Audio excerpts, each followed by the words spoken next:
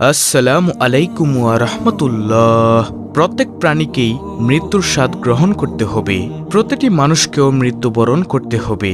সবাই একদিন অন্ধকার কবরে চলে যাবেন। কেউই চিরস্থায়ী থাকার জন্য আসেনি। সবাই কবরের জিন্দেগিতে চলে যাবে। প্রিয় দর্শক, কবরের মধ্যে যখন ফেরেশতারা আপনাকে বসিয়ে তিনটি প্রশ্ন করবে, তোমার রব কে, তোমার দিন কি, অথবা তোমার ধর্ম কি, এবং নবীজি সাল্লাল্লাহু আলাইহি ওয়াসাল্লামকে দেখিয়ে বলবে এই ব্যক্তিকে কি তুমি চেনো, তখন যদি আপনি নবীজি সাল্লাল্লাহু আলাইহি ওয়াসাল্লামের প্রতি দুনিয়ায় থাকতে এই দুরূদটি বেশি বেশি পরিমাণে পাঠ করে যেতে পারেন, ইনশাআল্লাহ সাথে সাথেই আপনি নবীজি সাল্লাল্লাহু আলাইহি ওয়াসাল্লামকে দেখে বলবেন, হ্যাঁ, ইনি তো আমার মায়ার নবী রাহমাতুল্লিল আলামিন। তার উসিলাই আমরা এই দুনিয়াতে আল্লাহ রাব্বুল আলামিনকে চিনতে পেরেছি। তখন আল্লাহ তাআলা আদেশ করবেন, ও ফেরেশতারা, আমার এই বান্দা অথবা বান্দিটাকে জান্নাতের বিছানা বিছিয়ে দাও। যতদূর পর্যন্ত চোখ যায় ততদূর পর্যন্ত কবরটাকে প্রশস্ত করে দাও এবং রেশমি কাপড়যুক্ত বিছানা বিছিয়ে দাও। সুঘ্রাণে তাকে মুখরিত করে দাও। সুবহানাল্লাহ। এবং সে জান্নাতের নিয়ামত ভোগ করতে থাকবে। তো প্রিয় দর্শক, আপনার কি জানতে ইচ্ছা করে কোন সেই দুরূদ, যেই দুরূদ পাঠ করলে কবরের মধ্যে নবী সাল্লাল্লাহু আলাইহি ওয়াসাল্লামকে দেখা মাত্রই চিনতে পারবেন? তাহলে জেনে নিন কোন সেই দুরূদ। আজকের ভিডিওটি মূলত দুইটি পার্টে আলোচনা করব। প্রথম পার্টে আলোচনা করব দুরূদ পাঠের ফজিলত সম্পর্কে, এবং দ্বিতীয় পার্টে আলোচনা করব কোন সেই দুরূদ, যেই দুরূদ পাঠ করলে নবীজি সাল্লাল্লাহু আলাইহি ওয়াসাল্লামকে কবরের মধ্যে থেকে চিনতে পারবেন। তো চলুন সর্বপ্রথমে আলোচনা করা যাক দুরূদ পাঠের ফজিলত সম্পর্কে। আল্লাহ রাব্বুল আলামিন পবিত্র কুরআনুল কারীমের মধ্যে বলেন, ও আমার বান্দারা, তোমরা আমার নবীর প্রতি রহমতের দোয়া করো, কারণ আমি আমার ফেরেশতাদেরকে সাথে নিয়ে নবীর প্রতি রহমতের দোয়া করি। দর্শক, এখানে একটি বিষয় স্পষ্ট যে সারা পৃথিবীর সমস্ত মুফাসসিরিন কেরামগণ একমত যে এখানে রব্বুল আলামিন দুরূদ পাঠের নির্দেশ দিয়েছেন। তাহলে একটি কথা এখান থেকে বোঝা যায় যে আল্লাহ নবীর প্রতি ফেরেশতাদেরকে সাথে নিয়ে দুরূদ পাঠ করেন। তাহলে আমরা কেন নবীর উম্মত হয়ে নবীর প্রতি দুরূদ পাঠ করতে পারবো না? আমরা কত ভাগ্যবান, আপনি কি তা জানেন? অন্যান্য নবী রাসূলরা কত আফসোস করেছেন, হায়রে, আমাদেরকে যদি আল্লাহ আখিরি নবীর উম্মত বানাতেন তাহলে তো জীবনটা ধন্য হয়ে যেত।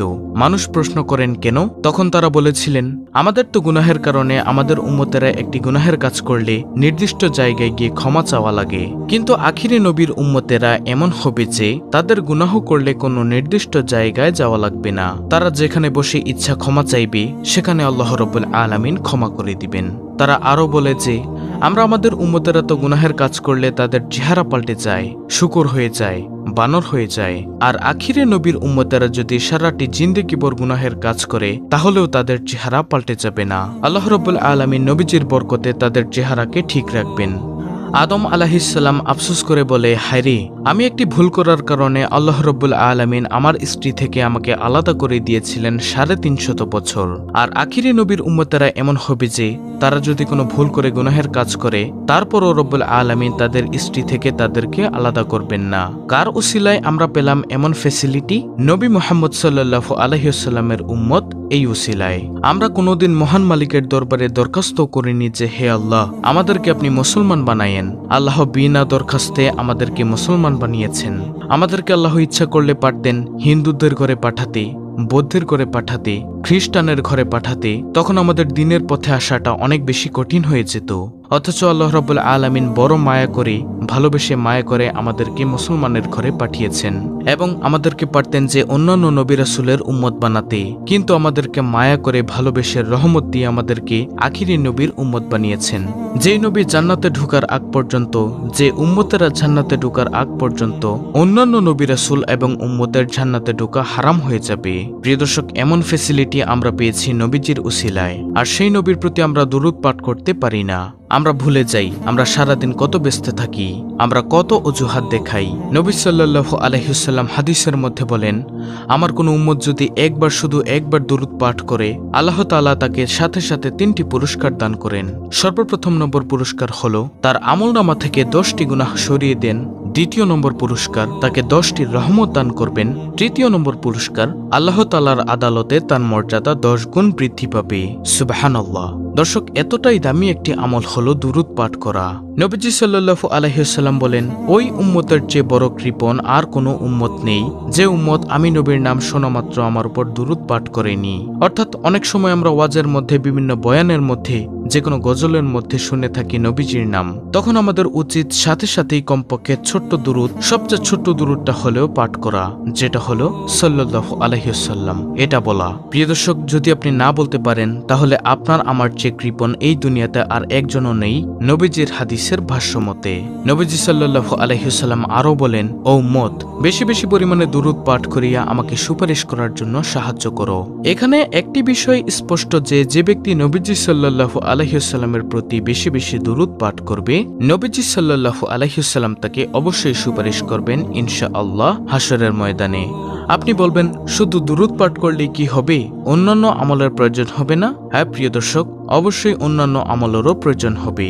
দুরূদ তো হলো একটি নফল ইবাদত। নফল, সুন্নত, ওয়াজিব ইবাদতের পাশাপাশি আপনাকে ফরজ ইবাদতও করতে হবে, বাধ্যতামূলক করতে হবে ফরজ ইবাদত। তো প্রিয় দর্শক, আর কোনো কথা না বাড়িয়ে চলুন সেই দুরূদ সম্পর্কে জেনে নেই, যে দুরূদ পাঠ করলে মৃত্যুর পর ইনশাআল্লাহ নবীজিকে কবরের মধ্যে গিয়ে চিনতে পারবো। আর এই ছোট্ট দুরূদটি আপনি চাইলে স্ক্রিনশট নিয়ে নিতে পারেন। সেই ছোট্ট দুরূদটি হলো, আল্লাহুম্মা সাল্লি আলা সাইয়্যিদিনা মুহাম্মাদিন নাবিয়্যিল উম্মি ওয়া আলা আলিহি ওয়া আসহাবিহি ওয়া বারিক ওয়া সাল্লিম তাসলিমান কাসীরান কাসীরা। প্রিয় দর্শক, আমি আবারও বলছি সেই ছোট্ট দুরূদটি হলো, আল্লাহুম্মা সাল্লি আলা সাইয়্যিদিনা মুহাম্মাদিন নাবিয়্যিল উম্মি ওয়া আলা আলিহি ওয়া আসহাবিহি ওয়া বারিক ওয়া সাল্লিম তাসলিমান কাসীরান কাসীরা। এই দুরূদ মৃত্যু পর্যন্ত পাঠ করব, যে কোনো সময় মনে হলেই আমরা পাঠ করব, প্রতিনিয়ত পাঠ করতে থাকব ইনশাআল্লাহ। আল্লাহ রাব্বুল আলামিন আমাদেরকে এমন ফজিলতের ভাগীদার বানিয়ে দিবেন যা আমরা কল্পনাও করতে পারবো না। আপনি যদি মৃত্যু পর্যন্ত এই দুরূদ পাঠ করেন, কিন্তু আপনি নামাজ পড়লেন না, রোজা রাখলেন না, পর্দা করলেন না, হালাল হারাম বেঁচে চললেন না, এর কারণে আপনাকে অবশ্যই জাহান্নামে যেতে হবে। এই কথা অবশ্যই মনে রাখবেন। নামাজ হচ্ছে ফরজ ইবাদত, রোজা হচ্ছে ফরজ ইবাদত, পর্দা হচ্ছে ফরজ ইবাদত, এগুলো আপনাকে অবশ্যই মানতে হবে। কিন্তু দুরূদ হলো নফল ইবাদত। দুরূদ পাঠ করিয়া সব সময় মহান মালিকের দরবারে বলবেন, হে আল্লাহ, আপনি আমাকে এই দুরূদের উসিলায় হেদায়েত দান করিয়ে দিন।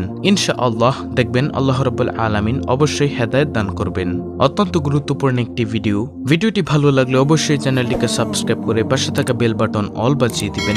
ভিডিওটিতে একটি লাইক দিবেন এবং কমেন্টে আমিন লিখবেন, এবং অন্য মুসলিম ভাই বোনদের কাছে ভিডিওটি শেয়ার করে দিবেন, যেন তারাও দেখে শিখে এই দুরূদের আমলটি করতে পারে। আল্লাহ রাব্বুল আলামিন আমাদের সকলকে প্রতিদিন নবীজির উপর দুরূদের আমল করার তৌফিক দান করুন। আমিন।